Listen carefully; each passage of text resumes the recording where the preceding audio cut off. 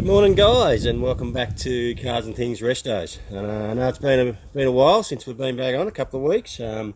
Everything's still happening on the go. The VC rock's in epoxy now, and we haven't done a lot on the HX. We have found some doors, rear doors, and we're starting to get them on and happening. But it's slowly happening. We've had a fair bit of work to do. Both Travis and myself have been a bit flat out. So you know, that bloody work thing gets in the way of fun. But that's all good. I've got a bloke's carby. He's bringing a carby for me off his VK Brock replica. He wants me to put a kit through it and do it up, and it hasn't been running for a while, so I've got a kit to suit it, brand new one there. I just got it off eBay. I get the majority of my stuff off eBay. It's quick and easy.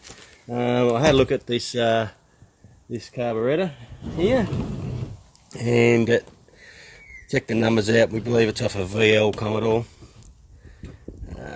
It's had the grommets taken out of the air bleeds. We might pull them out and put some slots in them, if we can see them there. So they're easy to adjust, and we'll pull it down and we'll give it a good clean up, check out what jetting and everything's in it. It's only on a 308, I'm pretty sure, or 304, so it shouldn't need huge jetting, but we'll pull it apart and inspect it, give it a good clean up. We may even I may even pull the Brock carby I've got, the VK Group A carby I've got there apart, to compare it. So we can see some differences, but all good. I'll start getting into it and then pull it apart. So first of all, I've got to get this little pin here that holds the throttle pump shaft, and we're going to knock it through. We only knock it through far enough so we can get a screwdriver in behind it, so we can get it started to push it back in when we go to put it back together. And to get far enough just to get it out of the shaft too. There we go. I've got a little bowl, my magnetic bowl here, we're putting all my screws in. Now, someone's already removed the choke set up on this. Already gone, don't know why you would do that. Some smart fella thinks it runs better without a choke, but anyway. Each to their own, I suppose, isn't it?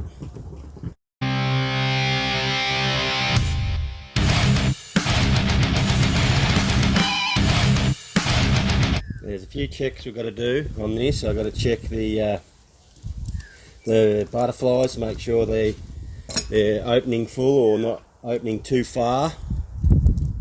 Sometimes they do that on these carbies. Also the air valves on the top here. I want to check them to see, make sure that they are opening square. They don't open square. I'll show you that. If you look down there, if you can see straight down there, the back of the plate here is not straight down.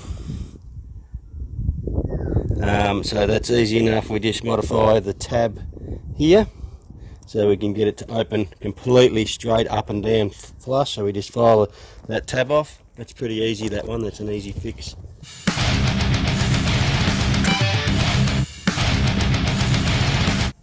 There are a lot of modifications you can do with this carby, or these carbies.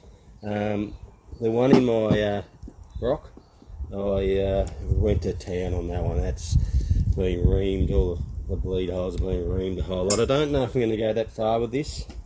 I'll see once I get it apart. Unfortunately I won't show you that, what I do there. It's for me to know and you to find out. How's that one sound?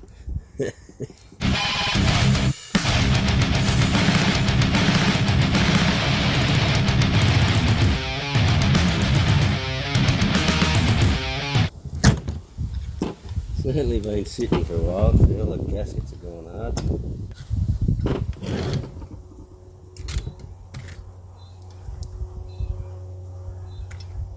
Ooh, yum.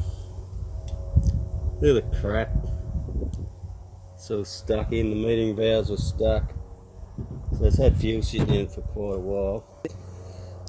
Now, one thing that I noticed in these later model Quadrajets, and I have never ever looked into it to see what the go is with them, was they put these little plastic cups in the bowl area here. Let me just pull this out. They're stuck in there big time. I might have to get some brake clean in there. No wonder she didn't run real fast. Hopefully that'll free up. But they have this little cup in here. I'm not sure if it's going to come out because it's all stuck in there. I don't want to break it. But I do have one that I took out of my rock. So that's what it looks like in once you pull it out, this plastic cup here. Now I think it's to do with some pollution system they had on them in the US, I believe. I'm not 100% sure. If someone knows exactly what it is, please comment, let me know, because to this date, what I've been working on Holden since I was 17 as an apprentice. That's a long time ago, considering I'm nearly 50. And these carbies were out when I started my apprenticeship, and I rebuilt a lot of them through the years, but I never ever looked into seeing what that was or what it was there for. All I can see is a bit of a hindrance to bowl capacity. Back in the day, I used to drill a hole in them, so the fuel would sit in here, so it'd give us a bigger bowl. I actually removed this one from the Brock, took it out to give it a bigger bowl capacity, and it runs sweet. It's perfect. It doesn't make any difference. I don't think it needs to be in there. But if people tell me it needs to be in there, I'll put it back in, but I don't believe it does.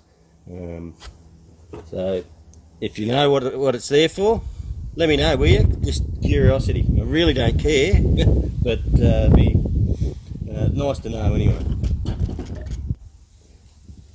But geez, that's in there tight. I might have to let that sit, brake clean and dissolve. Now it's very important, the height of this screw. Looking at it, I'm not sure. It looks like it's been tampered with to me. This screw there looks like it's a bit high to me, which in turn would lift the needles out of the jet. So someone's been trying to richen it up by the looks of it. And whoever done that, yeah, whether they've had it on a bigger motor or whatever, but for a 304, you don't really need it rich. They don't need heaps of fuel. It's a 750 carby. It's a fairly big carby. I don't believe you need to have them very rich. And as you will see when I pull the Brock carby apart, they actually with the Brocks, they leaned them out. They lowered the jetting. A lot of people go, oh, you got to have big jets in them, 72s, I think they come standard with 70s in them. My VK Group A I had 68 jets in it from factory, so that's leaning it out, and you'll find that when you lean something out, they go a shitload harder than they do if you fucking overfuel them. So, fuel ratio, fuel to air ratio is key. You really need it to be spot on. Anywhere between 12 to 13 is pretty good. You don't want to bust into them or bend into them.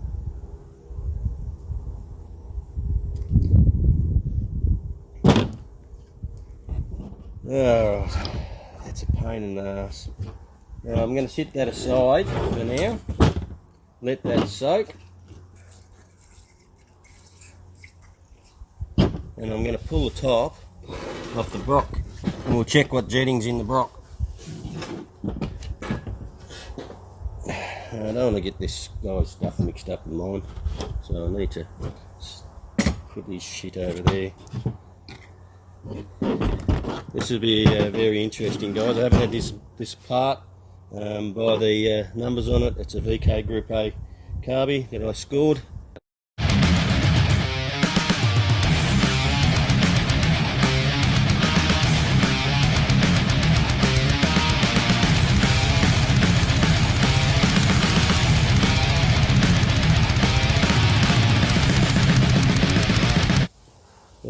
here for needles.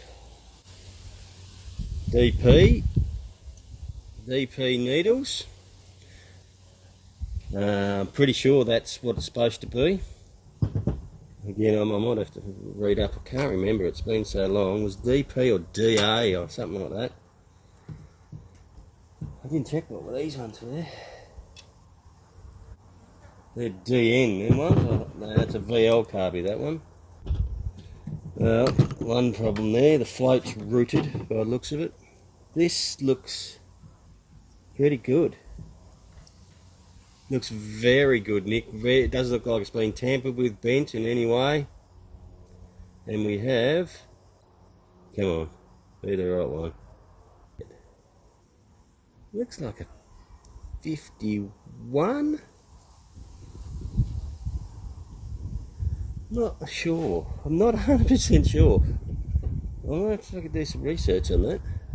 51. I thought it should have been a 43. I got some 43Bs here, which I thought that's what it should have been.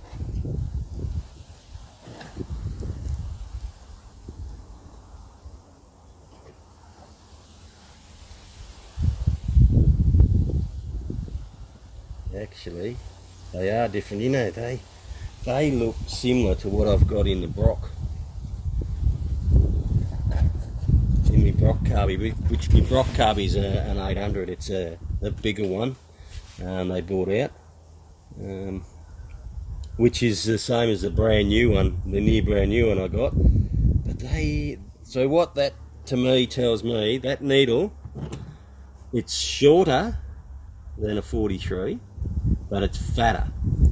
So what it means to me, so when you're cruising around, I'm just going to pull this out and I'll give you a bit of a guide on what these do.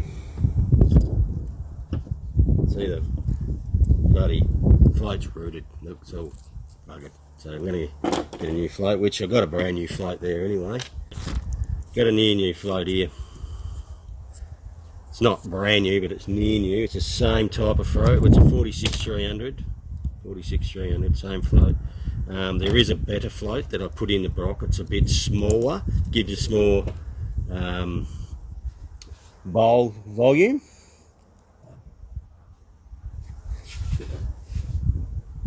Well, that's disappointing. That's real disappointing. Someone's definitely been in here and fucked around. 73. That's something that you'd run on a stroker or something like that, 355 stroker engine. So whether it's been on something like that, there's definitely been on something. But that's a big blackened jet, a big jet that is. They have a tendency to warp.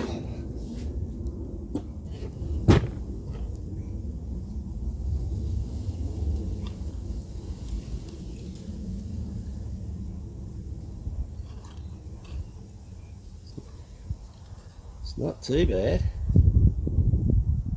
There's a little bit of warpage in it. Not a lot though, nothing the gasket wouldn't take up. Let's have a look at this bastard. Shit, this one's got a fucking heap in it.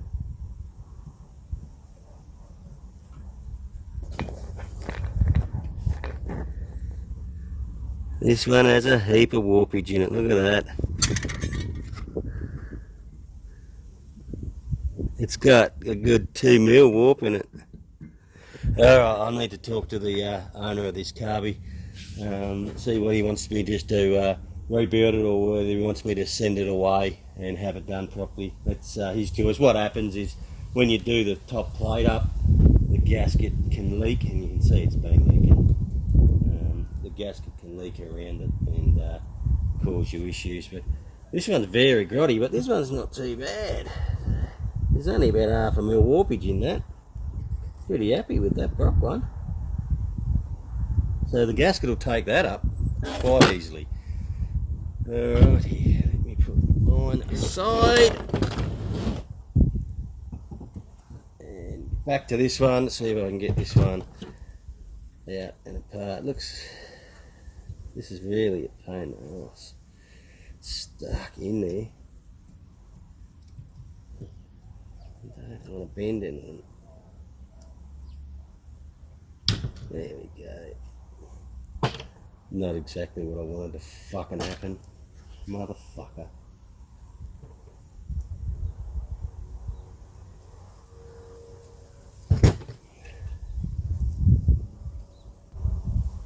I might have to get some air into this underneath it, see if I can get it out. That will be young fella's problem. The needling seat is just jammed. He did say they fired it up and it just revved, and I'd say that it would have been flooding like a bitch.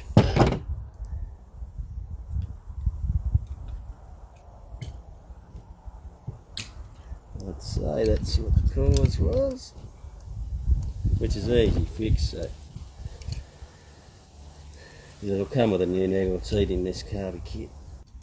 So it's not the needle that's jammed, it's the actual float. The float won't move. There we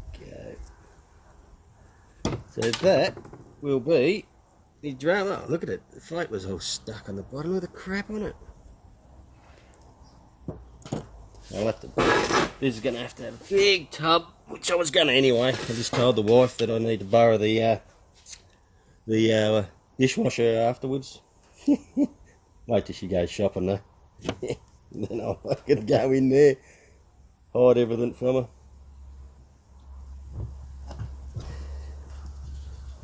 The other thing I like to do with these is what I've done with them is open up the intake where the fuel comes in. They have a very small, you can't do much with the needling seat. The one I have is a high flow needling seat. Is in here. It'll have a screen in there. I like to open up the in passage, just ream it out a bit bigger. I'll just have a look whether you can see down in there. That's just shit fuel been sitting in it for that long. It's just gone to gunk. So I don't know when I'm going to get all that out, but I've got to try. No good putting it back together like that. Been apart, I can tell that. These jets have been out of it. They're a real bloody bird. They're not new. Now, my guess these will be, they should be, so it should be 70s, I don't know, I can't see it yet. Can't fucking see anything on that. So I'm not 100% sure what they are. It's hard to read.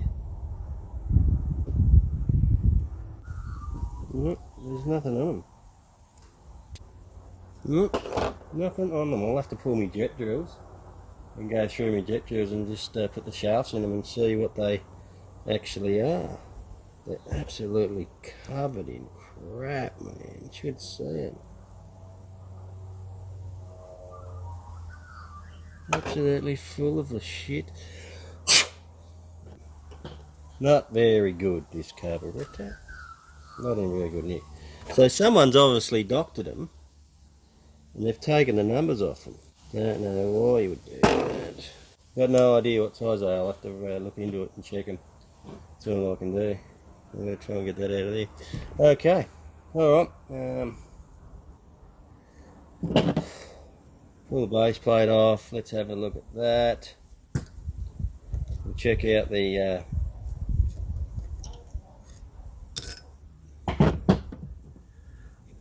as I said before, guys, this thing here, pain in the arse. Jammed right down there. Look, I've got it freed up.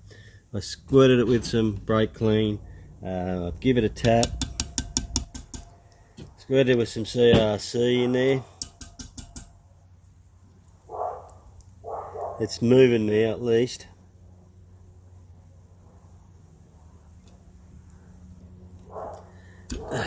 Gotcha, you bastard. That is fucking rank. It is covered in shit. It's like glue. So what I have to do now is put the top back into it, which is a pain in the fucking ass. I'm going to have to measure another one which I don't need to measure it. I can see it goes right in to there. Put it down a bit. Right, that's back into where it goes, belongs.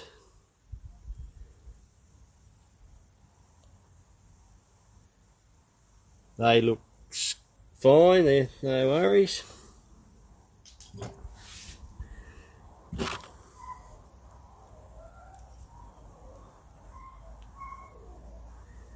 Good, keep on motoring. Check out our butterflies down here.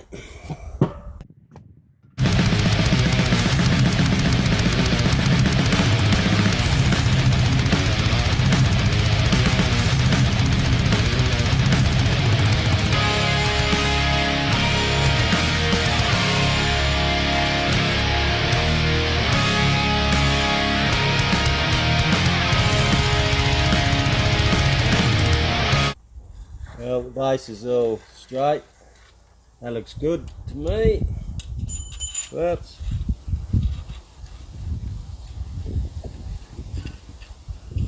That's pretty good, warp 3. Has got a little bit of play in the throttle shaft. Rear one's fine, front one's got a little bit of play in it. Can't probably get away with it. That's probably just normal use. Doesn't look like it's had a lot of use, this carburetor. It's not bad, but again, if the young fella wants me to get this rebuilt and redone, we might get the throttle shaft done as well. But we'll see. So the next job, that I've got that out. See these little items here? They are prone to leaking. Putting Aerodite back over top of it. Stop, because they leak. They drip out of there.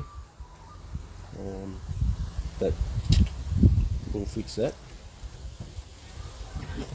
That is going to be not a problem. Well, again, depending what he wants me to do. I may, if I send it away, they'll do the whole lot for me. So